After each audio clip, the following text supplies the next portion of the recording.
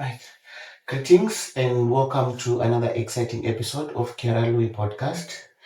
Today, we are going to discuss about the man here. Yeah, a man who with the heart surgery, and during the process and before his life changed. So we just here to get the experience on how it happened before and after, and also how is he doing. Mate, thanks for joining me. All right, if you could just please tell me your name and just a brief background about yourself. Where do I start? Your name? My name's Frank, Yeah. and I have done heart surgery. Yeah. Um, Maybe if you could just tell me a little bit about your lifestyle. okay. Yeah. Before the heart surgery, how was your lifestyle? How was your living before all those happened? My lifestyle and my life. I was living in Sweden, a really shit country and cold. Don't go there. Yeah. I was very unhealthy. I was overweight. I weighed at 130 kilograms. I was living very unhealthy. I very much had a lot of anger and hate inside me. Not very a loving person in a way. So before heart surgery, I actually didn't even run. I didn't really care. I sat and watched TV and made excuses. Made excuses about every possibility why I was where I was at that time. I see. So maybe did you get like this warning signs of maybe you were having like chest pains, the fatigue, the shortness of breath? What was the alarm? What was the alarm? Well, before that, um, the breathing was difficult. Like for anything, I used to be very out of breath very fast, but I didn't do anything about it. I thought, it's because I live in another country, and the air is not the same as in South Africa, so it's different. So the biggest sign for me was when I was going around a lake in Sweden, and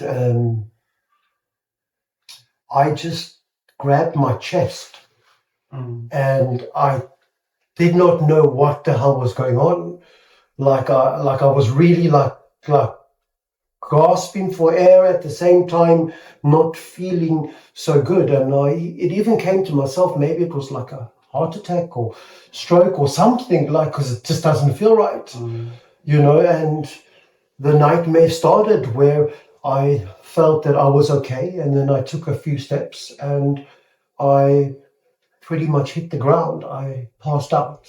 I passed out for a few seconds, I think it was, because these two women who were angels, still today I think they're angels, who woke me up, who called the ambulance, even though I didn't go to the ambulance. They made that effort, that no one robbed me, took me off my phone. These women went out their way to make sure that I was okay. But then my lip was so busted because I hit a piece of metal on when I fell. So that's when I was asked to. I was told that there's actually nothing wrong with my heart. Because you would think that if someone has fainted and not doing where they should be, they would be in the hospital. And why I wasn't going. And they said if it was a heart problem, I would have to be gone in the hospital again. I'm a kind of person with the mindset of that you don't need to always search, to hospitalize yourself. And maybe I should have, maybe I didn't. But I remember one day I actually called the hospital and I told them, like, there's something wrong with me and you need to take me in. They had said no. And I started to get very upset and angry, and my heart started again, the same thing. Yeah. It like it was not doing right. It felt like I'm going to pass out again. And then Was it racing or it was? It was racing. It was everything was just too much for this heart. It just kind of decided to do its own thing, and that's when I went to. I told the woman, I said, if I'm going to die, then you are responsible. Just know that. You could tell me to come in, and I would come in. Eventually, she actually told me to come in. She's understood this serious, and I'm not joking. Yeah. And yeah, the day I went in, I think. So that's the day you went into the hospital? Yeah.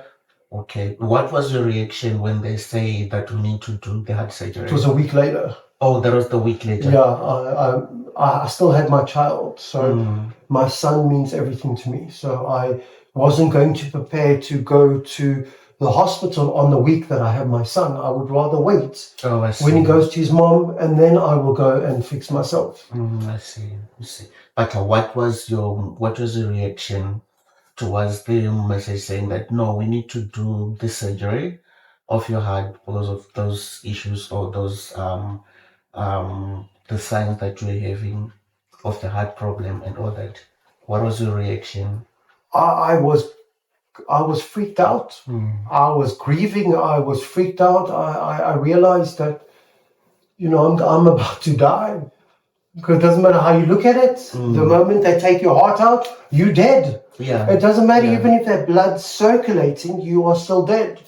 And I suppose that was the hardest thing for me to make peace with, that I had lived so wrong, and now I'm facing my death, and no one really knows anything how it would be. I mean, even when you sign the papers, it states that, there can be complications and you need to fix your life in order. And that was a trauma on its own.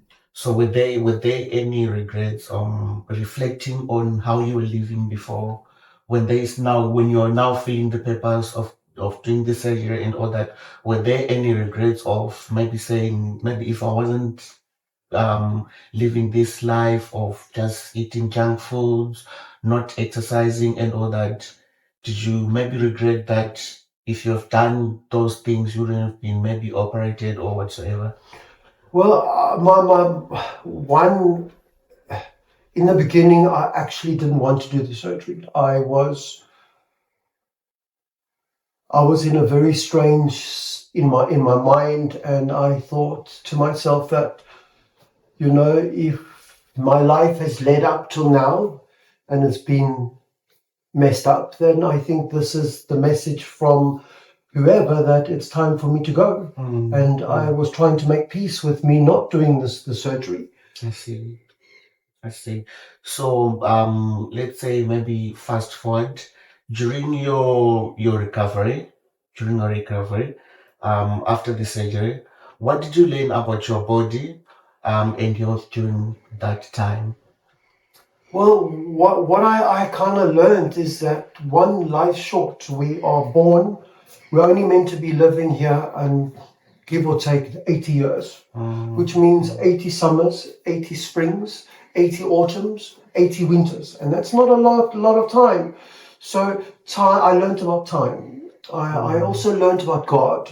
I never used to like God, and I started to look at the synchronicities of things and God and spiritual life.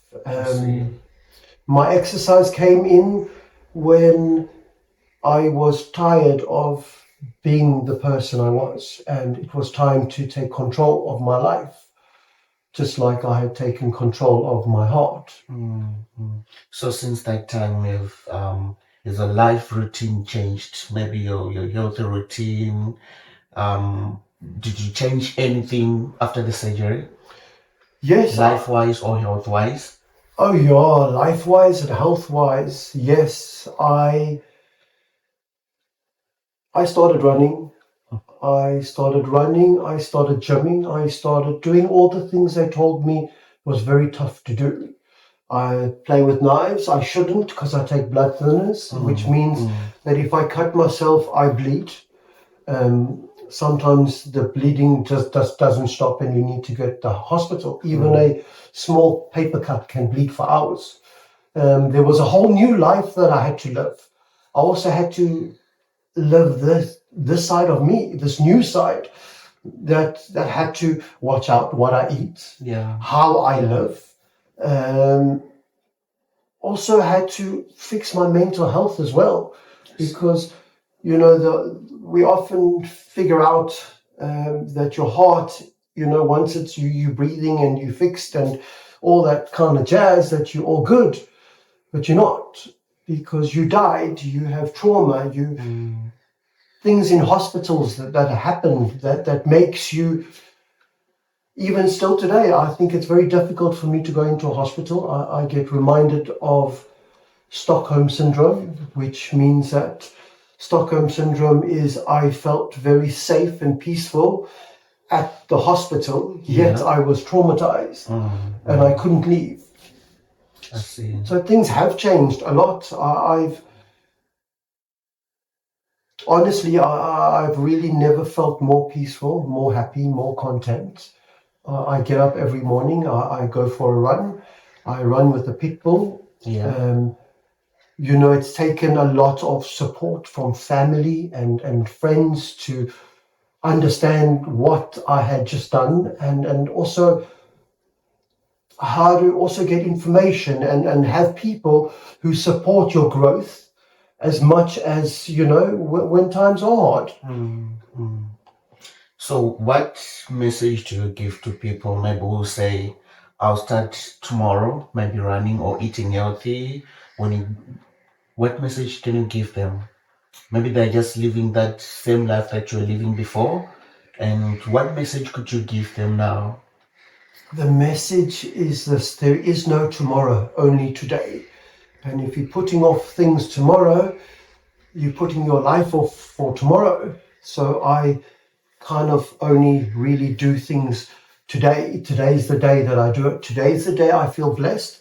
Today's the day I'm going to run. Today's the day I'm going to eat healthier. Today's the day I'm going to dress better. Today's the day my attitude's going to be better. I see. Okay. If you could speak to your younger self, what would you say to the young you? To the young me, Yeah. don't take life for granted. It's short, it's sweet, and don't let it get better. Because once it starts getting better, you see where it goes. Okay. People who are listening, what would you like to say, or what advice would you want to give them health-wise to people who are listening now? Well, a lot of you don't really understand that your heart is very, very a powerful thing. And a lot of people in this world don't really understand that they actually have a heart problem, a heart disease. They just don't know about it. It's never been an issue. And that's the biggest problem, is that say 60-70% of heart disease cases are actually those who actually don't know anything, wasn't told. I see. Well, thank you so much for sharing your story with us. I hope there is next time we need to sit down again and talk more about it, dive in deeply, and just to learn more about the surgery, about the healthy life and all that. But I do thank you so much for joining me and sharing your story. Thank you, sir. Thank you, sir. Yeah. All right. Thank you. Okay, until next time. Bye for now.